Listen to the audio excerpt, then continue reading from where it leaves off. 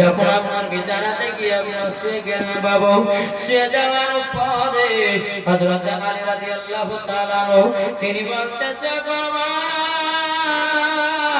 বিবি খাতুন জান্নাত তোমাকে আজকে দেখব গো, আর কাল থেকে দেখতে পাবো না। এরকম ভাবে নিয়ে যখন বাবা সন্ধ্যা লেগে গেল, মা ফাতেমা রাদিয়াল্লাহু তাআলা তিনি মাগরিবের নামাজ আদায় করলেন বাবা। মাগরিবের নামাজ আদায় করার পর মা ফাতেমা হযরতে আলীকে ডাকতেছে, বলো গো আমার প্রাণ স্বামী গো, তবে শুনুন গো, আমার যখন ইন্তিকাল হবে ওগো স্বামী, আমার বেটাদেরকে আগে জানাবেন না। ও স্বামী গো, আমার যখন ইন্তিকাল হয়ে যাবে গো, আমাকে রাতারাতি জান্নাতুল বাকিতে দাফন করে দেবেন। জান্নাতুল বাকিতে দাফন করে দিবেন, দাফন করে দিবেন। যখন বাবা যে কথা বলার বাবা পেয়াদের সামনে সামারি কেরাবো এসনা মানি কেরো সন্ধ্যাবেলাতে বলছে, বলে স্বামী গো, আমার বেটা দুটোকে ঘুম বিছানে ঘুম পড়ায় দেন। পেয়াদের সামনে সামারি কেরাবো এদিকে মা ফাতেমা রাদিয়াল্লাহু তাআলা তিনি আপনার কি করলেন বাবা, বলতে চাও গো আমার স্বামী গো, আমি ঘরের ভিতরে ঢুকে গেলাম। স্বামী গো আর দেখা হবে, ওগো স্বামী আর দেখা হবে না, তো শেষ দেখা আর কথা হবে না। কাল কিয়ামতের ময়দানে দেখা সাক্ষাৎ হবে। হযরত আলী তিনি দুই চোখের পানি ঝরা বাবা কান্না করতেছে লাগাও।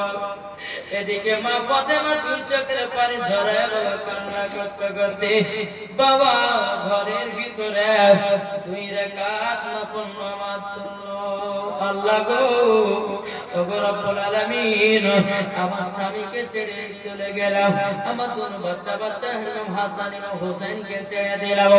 আল্লাহ গো, তাদের মধ্যে সহ্য শক্তি দিয়ে গো আল্লাহ, আর আমি বেটাদেরকে দেখতে পাবো না, আর আমার স্বামীকে দেখতে পাবো না। কিন্তু বেরাদের ইসলাম মাদার সাওয়ারি কিরাম, আমার স্বামীর সাথে কথা হবে না, ইমাম হাসান ইমাম হোসেনের সাথে কথা হবে না। এদিকে বাবাজি মালাকুল মউত চলে এসেছে। মালাকুল মউত এসে সালাম দিল, আসসালামু আলাইকুম। আপনি জান্নাত বলতেছেন ওয়া আলাইকুম আসসালাম। যখন সালামের জবাবটা হলো বাবা, আবার আপনি জান্নাত বলছে, কে গো আপনি কে? তিনি বলল, আমি হলাম মালাকুল মউত। যেমন বাবা কথা বলেছে বাবা, খাতুনে জান্নাত হাত তুলে আল্লাহর কাছে দোয়া করছে, বলে আল্লাহ, আল্লাহ গো, আমি যে থেকে সাবারি হয়েছে সেদিন থেকে নিয়ে আমার চেহারা কোনো পুরুষে দেখে নাই, আমিও কোনো পুরুষের চেহারা দেখে নাই। আল্লাহ গো, মরণের সময়তে আমি মালাকুল মউত কেউ দেখতে চাই না। জোরে বলেন আল্লাহ গো, আপনি কুদরতের দ্বারাতে আমার জানটা কবুল করে নাও। জোরে বলেন। কোন কিতাবে বলতেছে মালাকুল মউত জান কবুল করেছে, আবার কোন কিতাবে বলতেছে আল্লাহ পাক আল্লাহ তাআলা কুদরতের দ্বারা খাতুন জান্নাতের জান কবুল করেছে। বাবা তুতে বাবা মতভেদ রয়েছে, আবার কে বলতেছে আল্লাহ জান কবুল করেছে, আবার কে বলতেছে না মালাকুল মউত করেছে। যেই হোক রে বাবা, আমার মা বন্ধুকে বলতেছে মা জননীরা গো, খাতুন জান্নাতের মত নারী হোক, মা জননীরা নারী যদি মত হয়, হযরত রাবিয়া বসের মত নারী হন, নারী যদি হতে হয় হযরত মারিয়ামের মত নারী হন, নারী যদি হতে হয় ও মা জননী ভগবান কালারা হযরত আসিয়ার মত নারী হও, মরার পরে জান্নাতি জান্নাতি।